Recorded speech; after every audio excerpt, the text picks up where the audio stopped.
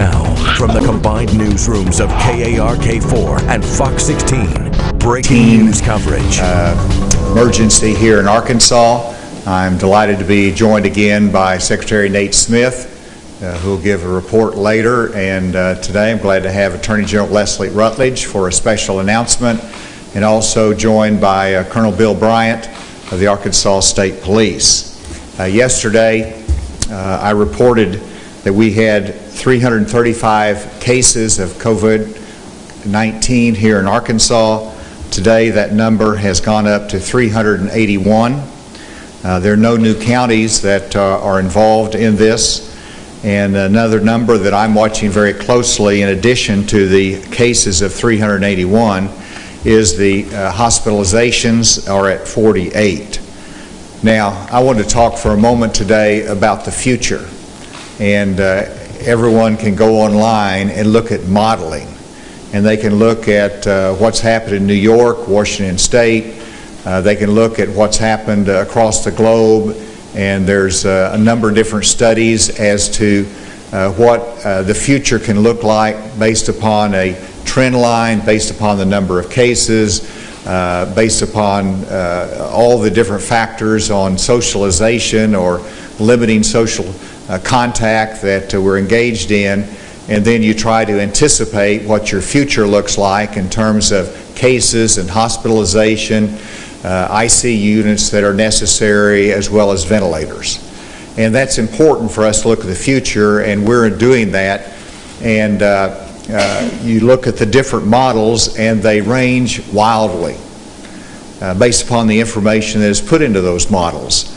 And some of the estimated hospitalizations that you look at from our future on the different models range from 2,000 to 15,000 COVID-19 patients. That's a very, very wide range. And so we have to evaluate each day as to what's changed, what new information, data do we have to take into consideration. Our plan is to do all we can to beat the worst models or the worst case scenario and to reduce the case number and the hospitalization rate. And I wanted to show a graph today that was prepared by our public health experts at the Department of Health, led by Dr. Smith. And as you can see, and this is Arkansas, and these are not hospitalizations, but these are cases. And you can see that these are actual numbers from where we started with 0 on the cases going through the current time frame, March 25th, and it increases, and then under the models you have a more significant increase, and this modeling takes us into mid-April. And during that time frame, as you can see, we'll go from our current number of cases, which today is 381, that we could go to 2,000 cases by the first week in April, and we could be in 2 weeks to 3,500 cases in Arkansas. Now, this is modeling that's based upon what's happened in other states, what the experts tell us. It doesn't mean it's going to happen in Arkansas, but those are the kinds of projections that we're trying to anticipate, and we're sharing that story with you. Now, that's not hospitalizations, and if you looked even at a 20% hospitalization rate, and if you have 3,500 in 2 weeks, that's 700 cases that are hospitalized in our state. That means as you go further down the line, and we don't know, the peak could be anywhere from April 25th to June 1st on this modeling. And if that modeling is correct, then that trend line will continue to come up. The cases and the hospitalization will go up. My goal is to beat those numbers. And that's what we're trying to do as a state, to beat the modeling, that trend curve. And we, at the same time, we want to do everything we can to beat that modeling. We also want to prepare for the worst case scenario. And that is why today I've authorized 10 additional National Guard personnel to assist the Arkansas Department of Health and the Corps of Engineers in expanding our capacity of hospital beds in Arkansas. That is what is needed to plan for the future. We want to get ahead of the curve and to make sure that we don't have to make difficult choices down the road. And they will be providing engineering and architectural experience and their expertise working with the Corps of Engineers and the Department of Health to expand and to plan for hospital bed expansion in Arkansas. We have also, when you look to the need down the road in terms of ventilators, we have placed an order for 500 ventilators in Arkansas. This is a massive expansion of our current capacity. Now let me emphasize that when we place an order for 500 ventilators, one, you have to be prepared to pay for it, but secondly, you also have to understand that the Department of Defense could come in there and say, we want those ventilators. Or it could be a higher priority going to another state. And so we place the order, we fight for those, and we have to be ready to pay for them so we can have the capacity in Arkansas that we need. But if I come back 2 weeks later and express some disappointment, please understand that we're fighting, we're trying to get those ventilators that we believe under the modeling that we will need here in Arkansas. The other part of the equation is not just to be prepared for what's ahead in a worst case scenario, but also to use the tools at our hand in order to reduce that trend line, to reduce the number of cases and the potential hospitalization. To do that, I have to enlist the support of every Arkansan in order to not gather in groups of more than 10 for social purposes, to utilize social distancing, and to follow the directives of the Department of Health. We need everyone's assistance. And I have to look at this from a personal standpoint. I've got 6 grandchildren. I've got sons and daughters. I'm concerned about being able to spend time with them. I'm concerned about also their health and not exposing them to anything. And so we have to, even as families, make sure that we protect each other. My lovely wife, I want to make sure she doesn't come down with this. And so we're taking those steps in protecting each other. Every person in Arkansas needs to have the same level of concern. And when you don't have to be out, when you aren't doing your essential services, when you don't have to go to the grocery store, let's make sure we keep our social distancing and follow the guidelines. As a part of this, yesterday, I believe it was, we announced that the guidelines on social gatherings of more than 10 people, which is prohibited in certain venues, that became a directive, which gave it the force of law. Today, I've had conversations with our law enforcement partners, from sheriffs to chiefs of police and the state police and our parks and game and fish, and asked them to help us to enforce and to guide people to make sure they're aware of this and to make sure that they are in compliance with it. I'll ask Colonel Bryant, as we go through this today, to say more words about that. And so with that, I invite Dr. Nate Smith to come and make his comments. Thank you, Governor. I appreciate you showing the numbers and your leadership on this. As the Governor has already mentioned, we're up to 381 cases, which is an increase of 46 from yesterday. Of those, we have 15 children, 18 years of age or younger. We have 124 older Arkansans, age 65 or older, and 242 in the 19 to 64-year-old range. We have, as the Governor mentioned, 48 hospitalized patients. That's up 7 from yesterday. We have 17 who are on ventilators, and that's up 4 from yesterday. We continue to have 42 in nursing homes, that's unchanged, and we have 19 who have recovered, who meet that criteria for recovery, and we have no new deaths and no new counties. I want to briefly talk talk about some of our work. As the governor has mentioned, we're looking at projections and models. There's a wide range out there in terms of where we're going to be in a month or two.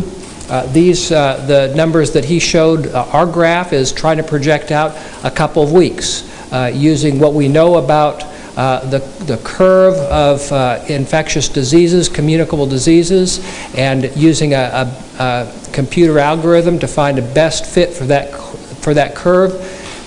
The further out you try and project, the less accurate it becomes.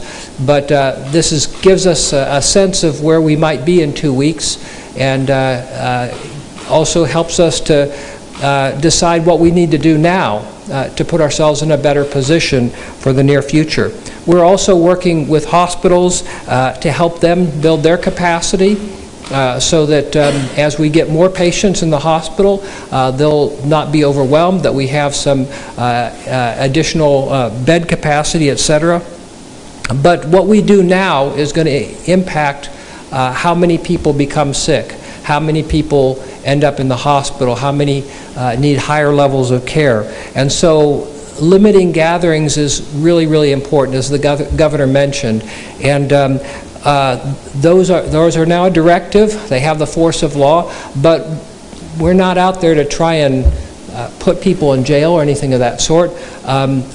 The first thing we do if we hear about a gathering that's going to be significantly more than 10 people is we have our environmental health specialists go out and talk to the organizers, make them familiar with our directive, help them to decide whether the best decision is to cancel, to postpone, to virtualize that to where they're not having so many people together, or if they're going to gather together, how we can make that as safe as possible. I have with me here Mr. Terry Paul, who's our branch chief for environmental health, and he's the guy who goes out and helps people to problem solve so that we can continue to live our lives and do the things we need to do, but to do them safely in a way that doesn't spread COVID-19. The last thing I want to mention is that those who are watching this from outside this room may see we're all wearing these little pink bracelets. It's not a fashion statement. When we enter the Capitol now, our temperature is taken. We're asked about travel. We're asked about contact with someone who might have COVID-19, and that's to protect the people in this building.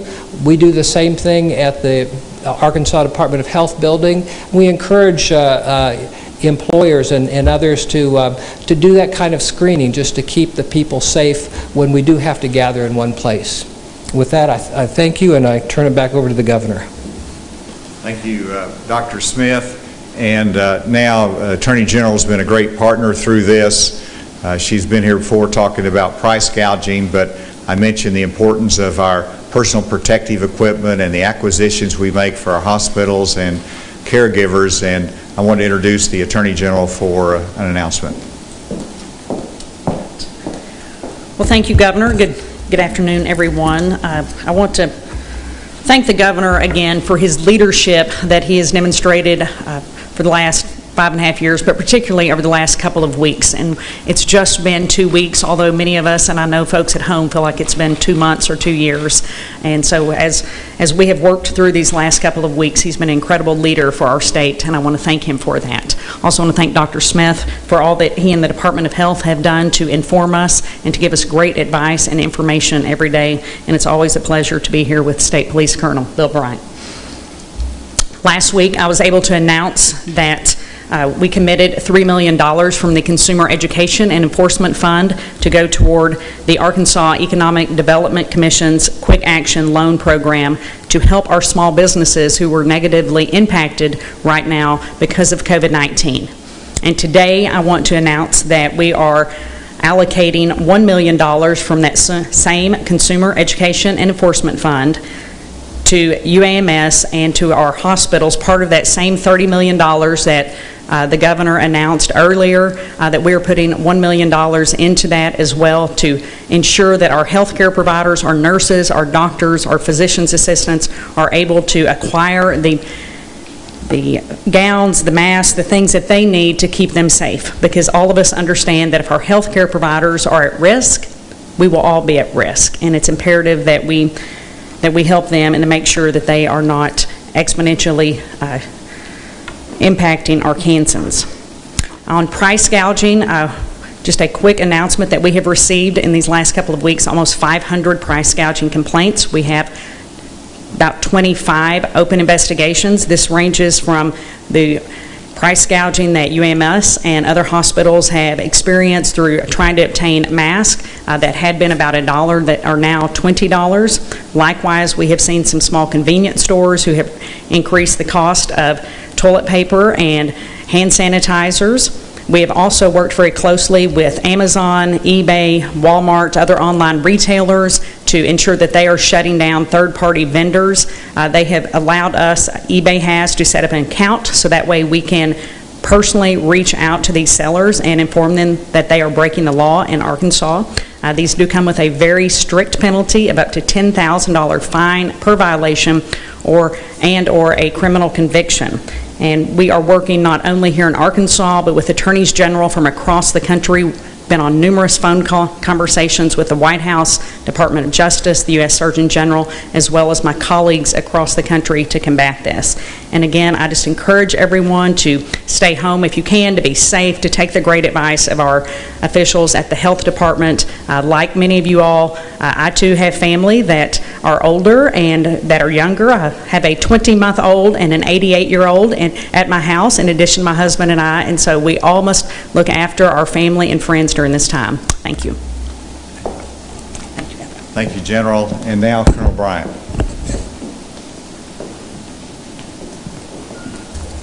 Thank you, Governor.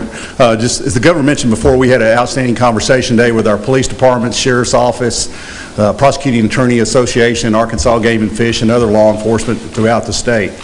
I'm very proud to say here in Arkansas, all of our federal, state, local, and county law enforcement, we're committed together as a team. Our job is to protect and serve the citizens of Arkansas. We talked about the directives that came down, and law enforcement as a whole, we're going to do a reasonable approach to people who have violated this directive, try to seek voluntary compliance, and hopefully we won't have to use the enforcement component. If deemed necessary, we will, but we try to avoid just use common sense to Arkansans. That's our job, is to make sure that every Arkansan is safe from this virus. We will continue to work with each other in the team, in the governor's office, but not only is law enforcement, protect and serve, everybody up here, our main goal as state government is to protect and serve the citizens of Arkansas.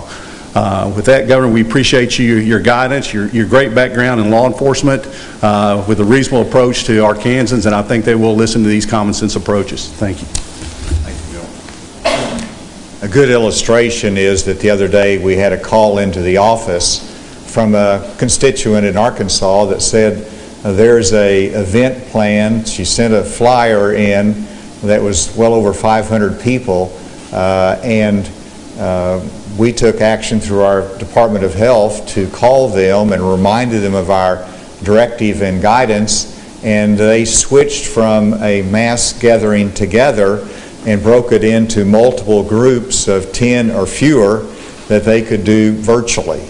And so citizens want to do the right thing. Sometimes they have to be reminded. That's really what I've asked our law enforcement to do, but if there's egregious behavior, they can enforce the law. With that, we'll be happy to take any questions.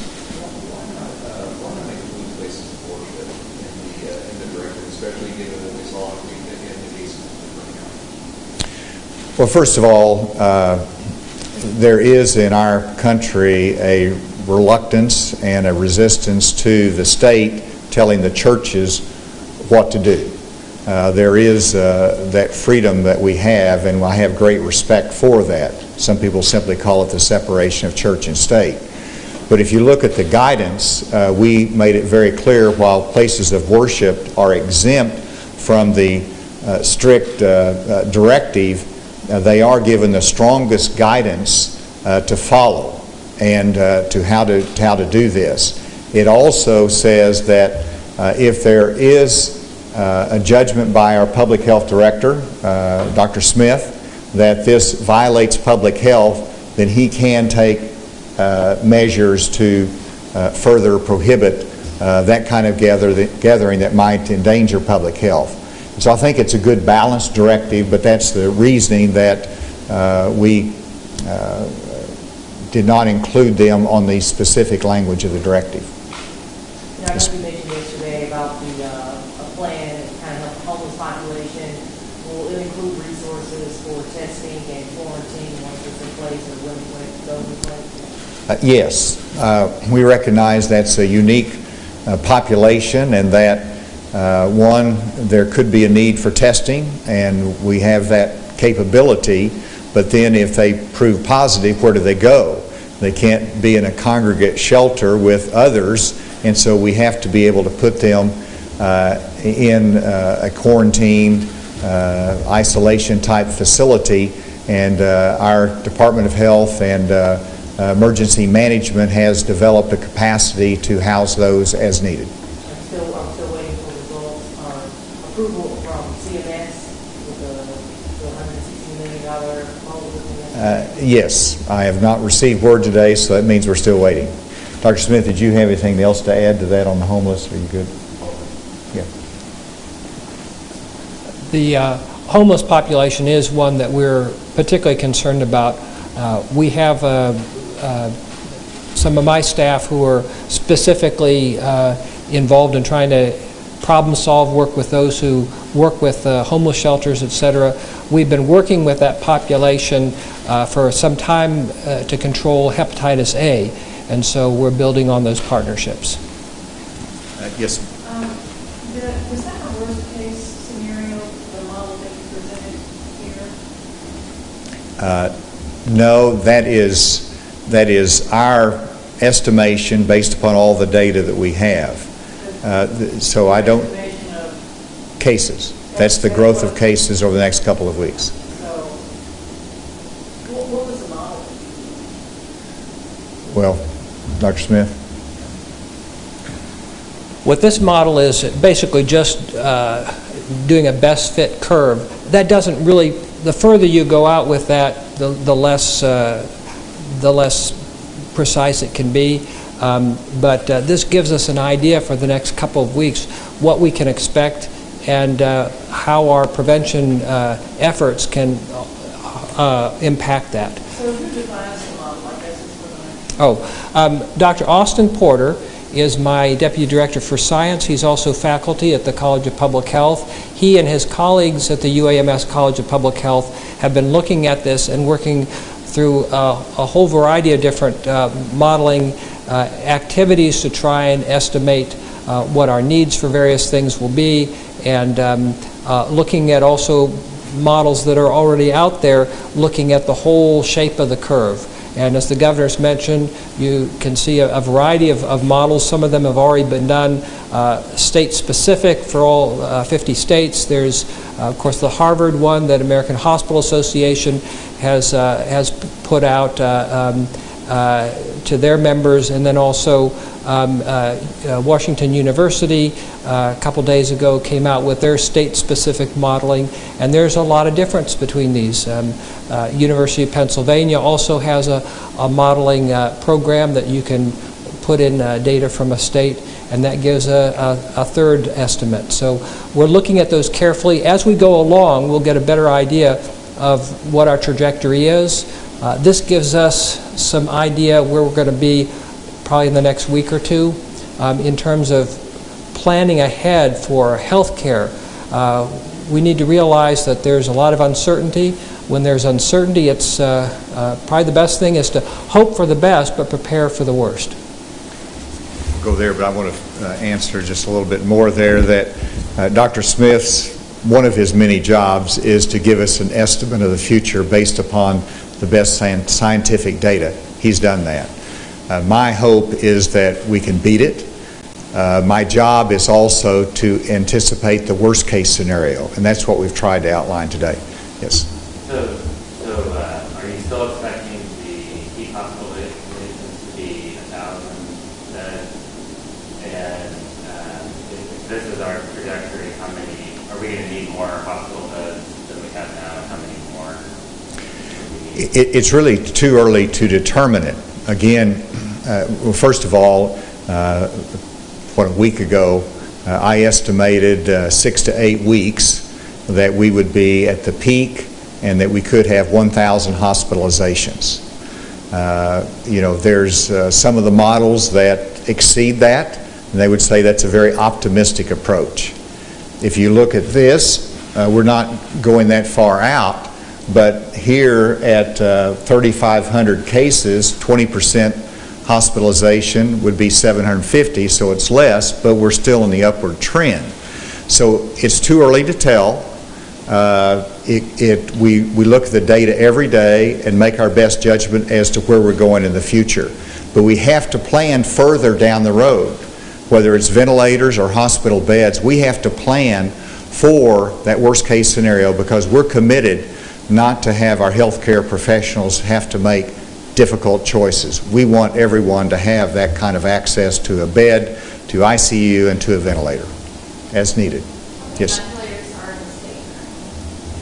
I had that number. Do you remember? There's some variation. A couple days ago, I gave the number of 571 as our inventory. There are a few more that we've identified, so we'll be updating those. But that's a ballpark figure of where we are right now. Now remember, if we had to, there's a number of anesthesia machines out there, particularly in ambulatory surgical centers, that could be converted into a ventilator. So there are some things that we can do to grow that capacity even without getting additional ventilators. But this is an issue that all states are dealing with. They want to make sure that they're as well prepared as possible on the ventilator side.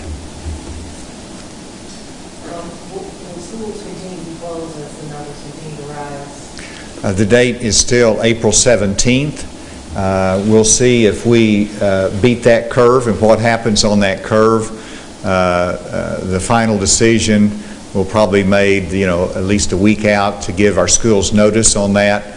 But right at this point, the actual schools themselves as physical locations for education will be opened April 17th. Online education continues regardless. You guys have been doing this for 2 weeks now. How are you feeling right now? Keep doing this, numbers keep going up. How do you take this on? Energy level's good.